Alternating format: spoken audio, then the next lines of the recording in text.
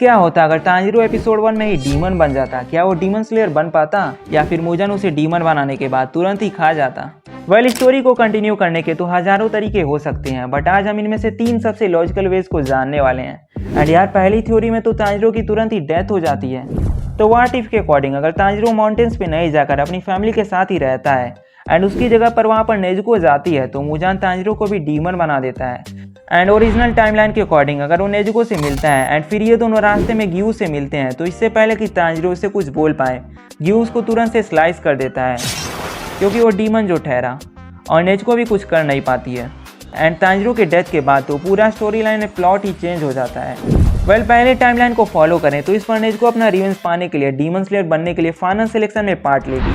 And मे भी Nezuko भी Hinokami Kagura dance को मास्टर कर ले, बट इसके चांसेस तो बहुत ही कम है क्योंकि जब नेजुको के फादर ने इस डांस को परफॉर्म करके दिखाया था तब तो ये बहुत ही छोटी थी। एंड शायद नेजुको सन ब्रीदिंग के जगह पर वाटर ब्रीदिंग को ही सीखेगी। पहला डिफरेंस तो तब होगा जब नेजुको टोक्यो में जाएगी एंड नेजुको के पास तांजीरो की तरह स्ट्रॉन्ग स्मेल नहीं होने की वजह से वो मुजान को तो कतई नहीं खोज पाएगी। एंड इसी की वजह से वो सुसुमारू और याहाबा से भी फाइट नहीं कर पाएगी। एंड सबसे बड़ी बात तो ये है कि वो तमायो से भी नहीं मिल पाएगी। एंड भले ये स्मॉल इवेंट लग रहा है, बट इसी से हम समझ सकते हैं कि इस लाइफ में एक छोटे से इवेंट के चेंज होने की वजह से पूरा चेन ऑफ रिएक्शन होता है, जिससे पूरी टाइमलाइन ही चेंज हो जाती है। इवेंचुअली वो जेनिसु और इनोसुके के साथ मिलकर टीम अप करती है। एंड हाँ, अपना थंडरमैन जेनिसु भी पहले की तरह ही नेजुको चैन के पीछे पड़ जाता है। एंड गाइस, इसके बाद स्टोरी में आगे प्रोसीड करें तो नेजुको को लोअर रैंक 5 डीमन रूई से लड़ना पड़ेगा। एंड पहले तो ये इसे हैंडल कर लेगी, लेकिन जब रूई अपने इनहैंस स्टेट्स का यूज़ करने लगेगा तब क्या होगा? वैसे तांजीरो को तो यहाँ पर हिनोकामी कागुरा डांस का यूज़ करना पड़ा था, बट क्या नेजुको ऐसा कर पाएगी? मुझे तो ऐसा नहीं लगता है क्योंकि जैसा मैंने कहा था, यहाँ पर वो यंगर थी एंड तांजीरो के फादर ने तो उसे ही सारी इन्फॉर्मेशन दी थी।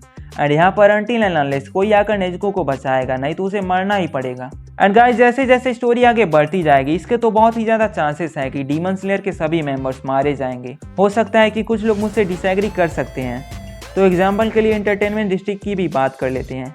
तो वहाँ पर टेंजेन को इनोसुके और जेनिसु के साथ मिलकर फाइट करना पड़ता है डाकी और ग्योतरो से। एंड पहले टाइमलाइन में तो टेंजेन और ये सब मिलकर मरते मरते बच जाते हैं क्योंकि यहाँ पर तांजीरो भी होता है, लेकिन इस बार तो तांजीरो की नहीं होने की वजह से सबकी डेथ हो जाती है।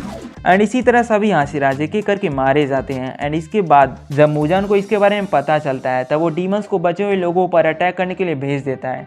एंड यहाँ पर डीमन स्लेयर के सभी मेंबर्स तो डिस्ट्रॉय हो जाते हैं। एंड अब मुजान को रोकने वाला भी कोई नहीं होता है एंड वो अपने परफेक्ट बॉडी की तलाश में लोगों को डीमन बनाने लगता है। एंड में भी हो सकता है कि उसे उसकी बॉडी एंड स्पाइडर लिली भी मिल जाए। मुजान के बारे में तो कुछ नहीं कह सकते। चलो, ये तो बात हो गई क्या होता अगर गियू तांजीरो को मार देता, बट एनीवेज लेट्स सपोज कि क्या होता अगर गियू तांजीरो को मारता ही नहीं एंड किसी तरह से ये लोग गियू को समझा देते कि वो एक एक्सेप्शनल डीमन है।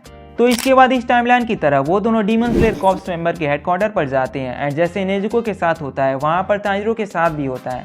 सबसे पहले सानेमी एंड अदर्स उसके ऊपर डिसएग्री करते हैं, लेकिन बाद में डीमन तांजीरो को एक्सेप्ट करना ही पड़ता है।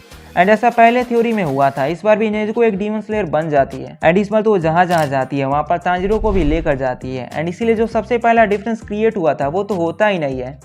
एंड इस बार तो तांजीरो अपने इनहैंस स्मेल का यूज करके फिर से मुजान को खोज लेता है एंड वो तमायो से भी मिल जाते हैं। एंड इस बार स्टोरी पहले की तरह ही प्रोसीड करने लगती है। और तांजीरो जब कनाओ की ट्रेनिंग को नोटिस करता है तब वो उसे सिखाने के लिए कहता है। एंड इस बार तांजीरो के पास तो एक प्लस पॉइंट भी है कि वो एक डीमन है एंड इसकी वजह से वो कंटिन्यूसली लॉन्ग टाइम तक बिना थके प्रैक्टिस भी कर पाता है। एंड यहाँ तक कि वो हिनोकामी कागुरा डांस को भी परफेक्ट कर लेता है। एंड लॉन्ग टाइम तक प्रैक्टिस करने की वजह से वो सभी चीज़ों को मास्टर करने लगता है। बट विस्टीरिया फ्लावर्स की वजह से तांजीरो तो फाइनल सिलेक्शन में पार्ट ही नहीं ले पाता है। तो इसके बाद वो कागाया से डीमन स्लेयर बनने के लिए स्पेशल परमिशन लेने गया होता है। एंड वो तो तांजीरो के लिए एक स्पेशल रूल भी बना देता है, जिसकी वजह से वो बनता है पहला demon to become demon slayer himself. और पहले तांजीरो के कंपैरिजन में तो ये वाला तांजीरो बहुत ही पावरफुल होता है, जिसने तो इंसेक्ट ब्रीदिंग और हिनोकामी कागुरा डांस को पहले से ही परफेक्ट कर लिया होता है। एंड इस टाइमलाइन के अकॉर्डिंग तो क्योगाई और रूई को इजीली डिफीट भी कर देता है। और तांजीरो तो सभी डीमंस को एक एक करके मारता जाता है। ऑफ कोर्स जब तक वो अकाजा से नहीं मिलता है बस तब तक। एंड पहले टाइमलाइन में तो रेंगोकू के साथ मिलकर बैटल भी नहीं कर पाता है क्योंकि वो उनके बीच में ही आ जाता है। लेकिन इस बार स्टोरी थोड़ी डिफरेंट होने वाली है। एंड इस बार तो तांजीरो फ्लेम हाशिरा के साथ मिलकर अकाजा को कड़ी टक्कर देने लगता है। हाँ, लेकिन जब अकाजा अपने फुल पावर का यूज़ करता है तब रेंगोकू बहुत ही इंजर्ड हो जाता है एंड वो मरते मरते किसी तरह से बचता है।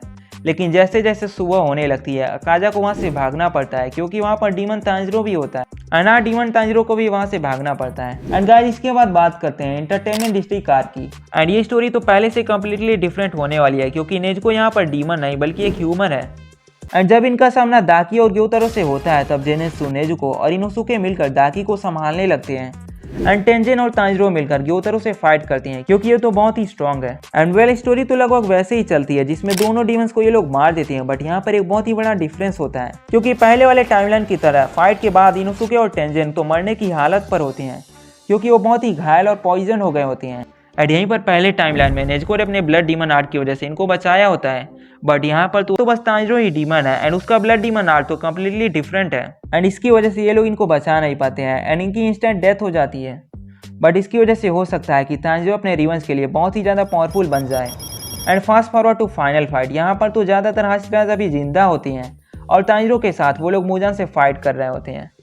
वेल अब तीसरे टाइमलाइन की बात करें तो क्या होगा अगर तांजिरो मुजान से फर्स्ट एपिसोड में ही मिल जाता है। सो अगर तुमने डीमन स्लेयर को प्रॉपरली देखा है तो तुम्हें पता होगा कि मुजान कमांडो फैमिली को डायरेक्टली टारगेट नहीं कर रहा होता है, वो तो बस वहाँ से गुजर रहा होता है और डीमंस में कन्वर्ट कर रहा होता है। एंड जब वो कमांडो फैमिली को डीमन बनाता है तब वो बहुत ही ज़्यादा ब्लड को उनके थ्रू रन कर देता है, जिसकी वजह से उसे लगता है कि इन सब की तो यहीं पर डेथ हो जाएगी। लेकिन तभी वो नोटिस करता है कि तांजिरो और नेजुको तो अभी भी डीमन बन चुके हैं एंड वो भी जिंदा हैं। एंड इस बार तो ये लोग खुद को कंट्रोल भी कर पा रहे हैं, लेकिन मुजान तभी उनके ऊपर अपने कर्स को एक्टिवेट कर देता है। एंड ये सब चीज़ों को देखकर तांजिरो तो लगभग पागल हो जाता है एंड में भी मुजान उसकी मेमोरीज को भी अल्टर कर देता है। एंड यहाँ पर शायद मुजान नेजुको को भी मार देता है, क्योंकि वो तो कमज़ोर लोगों को पहले ही मार देता है। और तांजिरो तो मुजान के अंडर काम करने लगता है एंड धीरे धीरे वो डीमंस में अपने रैंक को बढ़ाने लगता है। एंड जल्दी वो अपर मून का पार्ट भी बन जाता है। एंड इन चेंजेस की वजह से स्टोरी में काफ़ी कैरेक्टर्स की जल्दी डेथ हो जाती है, क्योंकि वहाँ पर तांजिरो नहीं होता है। एंड वो होता भी तब तो वो डीमन साइड की तरह से होता है, जिसकी वजह से रेंगोकू और टेंजन भी मर जाते हैं। एंड ओरिजिनल टाइमलाइन में वैसे भी टेंजन मरने की हालत पर पहुंच ही गया होता है। एंड शायद ही यहाँ पर इनोसुके और जेनेत्सु भी सर्वाइव कर पाएंगे। एंड फिर जब ग्योको और हांतेंगो स्वॉर्डस्मिथ विलेज में जाते हैं तब मुइचिरो के हाथों तो ग्योको पक्का मारा जाता है, जैसे ऑफिशियल स्टोरी में हुआ था। बट यहाँ पर तो हांतेंगो, मुइचिरो, गेन्या एंड यहाँ तक कि मिसुरी को भी मार देता है। भले ही ओरिजिनल टाइमलाइन में मिसुरी तांजिरो को बचाती है, लेकिन बिना तांजिरो और नेजुको के हेल्प के शायद ही वो लोग जिंदा बच पाए। एंड इसके बाद तो मैं आगे की स्टोरी बता के तुम्हें स्पॉइल नहीं करना चाहता हूँ, क्योंकि एनिमे में तो बस इतना ही कवर किया गया है। बट इतना तो मैं बता ही सकता हूँ कि इस वाले टाइमलाइन में मुजान अपनी परफेक्ट बॉडी यानी तांजिरो को तो हासिल कर ही लेगा। एंड उसे चबाने के बाद तो वो सभी डीमंस को ह्यूमंस में कन्वर्ट तो नहीं करेगा, क्योंकि मुजान का गोल तो बस ब्लू स्पाइडर लिली या फिर अपने परफेक्ट बॉडी को ऑब्टेन करना था, जिससे वो सनलाइट में भी सर्वाइव कर पाए। एंड में भी इसके बाद वो सभी डीमंस को मार देता है, क्योंकि अगर वो सबको डीमन बना देगा तब लोग खाएंगे क्या। मुजान इतना भी पागल नहीं है। तो गाइस आज की वीडियो के लिए इतना ही। एंड अगर तुम्हें मुजान की बैक स्टोरी के बारे में जानना है तो तुम इस वीडियो को क्लिक करके देख सकते हो। एंड वीडियो अच्छा लगा हो तो लाइक करके चैनल को भी सब्सक्राइब कर देना एंड बेल आइकन को भी ऑल पर सेलेक्ट कर लेना। एंड मैं मिलता हूँ नेक्स्ट वीडियो में। Thanks for watching.